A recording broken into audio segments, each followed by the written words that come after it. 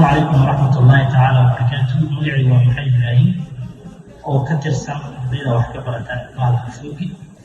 Marka hore waxaan leeyahay Iqbaal Afoogi sanad guruucan. Ka hor intaan ku soo biirin Afoogi waxaan dadka aaminsan in online wax lagu baran karin oo course online lagu bilaabo lagu dhameeyo inay jirto inaysan aaminsan afoogi ahaa. Markaan ku soo biiray Afoogi waxaa aaminay in course online lagu bilaabi karo وأنا يوم سمعنا ما نستحبل عن بعضي إن كورس أمرنا بالله يقول ما يسمعه إن وحياها قضاء الله وحقوقه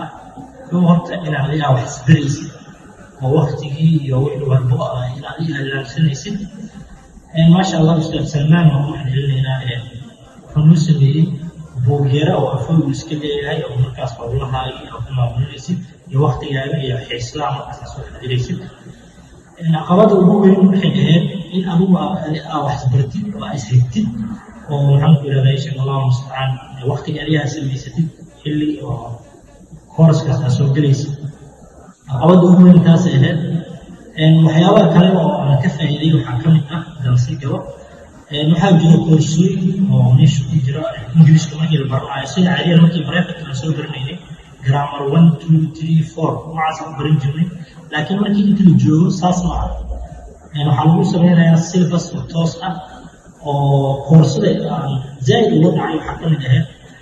course noo dhigaysay ustaad nicmo khayr allah siiye maxaa la dhihi jiray buug adoo buug ku furan ah ayaan qaadan jirnay Englishkii oo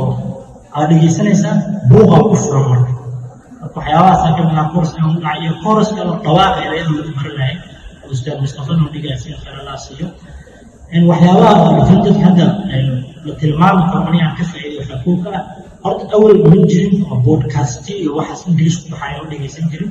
laakiin koorsooyinka marka hadda aan qaatay waxaa bilaabay in podcast-iga aan dhageysto